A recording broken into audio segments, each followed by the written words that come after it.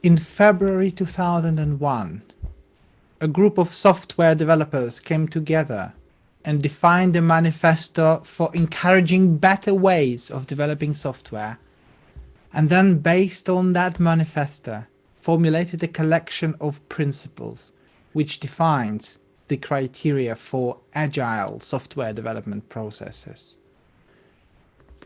Here is the manifesto for agile software development.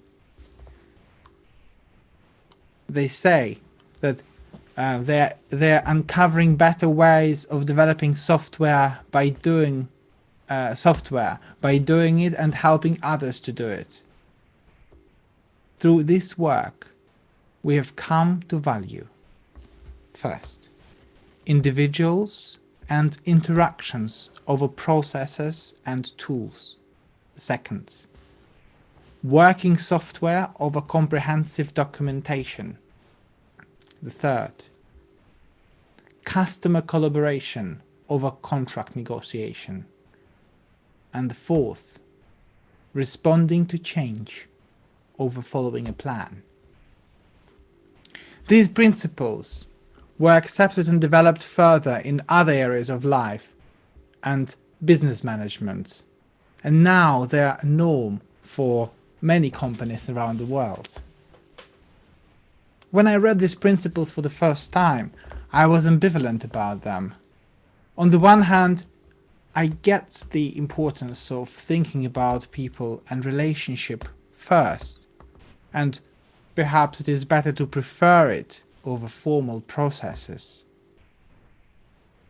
We see too many cold, process-oriented formal institutions which pay no attention on a person's circumstances. On the other hand, processes are important. They protect us from corruption, from unconscious bias, or from being a victim of deliberately biased decisions. Where is the line when we decide which rule to follow and which one to ignore and prefer some other principles instead? The confusing nature of law is expressed in many Jewish legends, midrashim, and jokes. One of them is about two people who came to a rabbi asking for help in deciding who was right. Rabbi listened to one of them and said, "You are right." Then he listened to the other one, and Rabbi said, "Well, you are right." But then a person who overheard the conversation said, "Rabbi, but they can't both be right." Rabbi looked at this person and said, "You are right." Over the millennials of Jewish existence, our tradition developed an important principle, Dina de Malchuta Dina. A law of the country is binding, and in most cases, overrides Jewish law. Therefore, we rarely argue with the law of the country. Instead, we practice and use our arguments, our creativity on a Jewish law, and maybe sometimes apply some of its principles on a general law. When it comes to Judaism, the question of whether the obedience to the law should or should not be the main principle for Jewish people is not new. Prophets often spoke an unpleasant truth to power, pointing out an unethical behavior of people. They often urged kings to change the law and people to protest against the unethical behavior of those in power.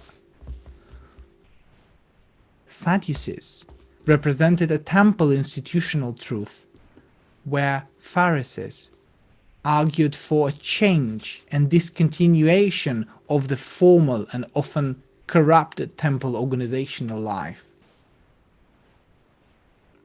Rabbis of Talmud based their decisions on their decision on discussions and arguments, and often preserved unpopular minority views and wrote it down, although it didn't lead to the law. The prayer principle of kavanah, spontaneous informal prayer at any time with any words, is contrasted with the principle of keva, a fixed prayer on an appointed time with prescribed practices, choreography, movements. Our Torah portion has a very clear view on following the law. Do it and you will be rewarded. Disobey and you will be punished. I think most of us would see this view as a bit naive and maybe even childish. Luckily for us, the Torah law is often contrasted with Haftarah. Sometimes Haftarah illustrates a nuanced world with more detailed perspective on the law. In this week's Haftarah, we read about the frustration of a person who did exactly as he was told, bought the piece of land, but shortly after his country got conquered by an enemy. Why would you buy the land before such a national crisis? Why would you invest in the future when the present is so uncertain? Individuality and spontaneity have always been in conflict with formal collective agreements. This tension is best described in the juxtaposition of two Jewish concepts, Halakha, the Jewish law, and Haggadah, the Jewish narratives, stories illustrating lives of those who are supposed to follow this law. What happens when the law is too vague? What happens when the law is too detailed? What happens when my individual freedom and my values are in conflict with the law? Jewish history is full of such questions. Progressive Judaism is often called a non-halachic movement. Some people see it in a way that halakha, the Jewish law, is only for Orthodox Jews, and we, liberal Jews, should only follow ethical principles of Jewish teaching. Progressive Judaism is Judaism, first of all. Jewish way of life embraces all aspects of human life. Any society needs rules to exist. And being Jewish should mean to follow Jewish way of life, Jewish rules and practices. Abraham Joshua Heschel addressed CCAR, the Central Conference of American Rabbis, in 1953. He presented a different view on a progressive halakha. He said, Jews are asked to take a leap of action rather than a leap of thought, to surpass their needs, to do more than they understand, in order to understand more than they do. In carrying out the word of Torah, they are ushered into the presence of spiritual meaning. Through the ecstasy of deeds, they learn to be certain of the presence of God. In other words, Judaism is about actions, not so much about thoughts and beliefs. However, our actions are an expression of our values, thoughts and beliefs. The position of some Jews is that certain actions will lead you to certain thoughts. In Torah we read, Na'aseh v'nishma, let us do, and then we will understand. Some Jews question this principle. Why do we need to do something which we do not understand? Therefore the phrase Na'aseh v'nishma should be translated as, we will do, but let us understand it first. As a Jew, I find myself torn, in conflict, in constant conflict in between two positions where both have a point. And the only thing I can say, you are right, and you are right too. Perhaps both formality of the law and ethical principles together should articulate a manifesto of our society. First, individuals and interactions with the help of processes and tools.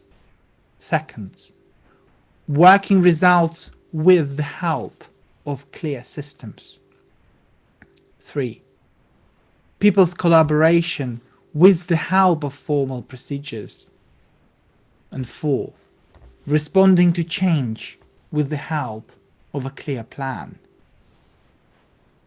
Progressive Jewish idea is not a rejection of halakha. Progressive Jewish idea is a reminder to Judaism that behind each law there should be a value, ethical principle, a system of belief which gives the law meaning. The Jewish task in this world is to be able to see values behind laws, principles behind actions, beliefs behind decisions. Jewish task in this world is to remind our leaders that values without laws are utopian, but laws without values are empty. This is what makes us agile, elevates us above the time, and helps us to see history behind the fog of contemporary uncertainty. And I'm sure there will be some people who will disagree with me, and I can only say, you are right. Shabbat Shalom.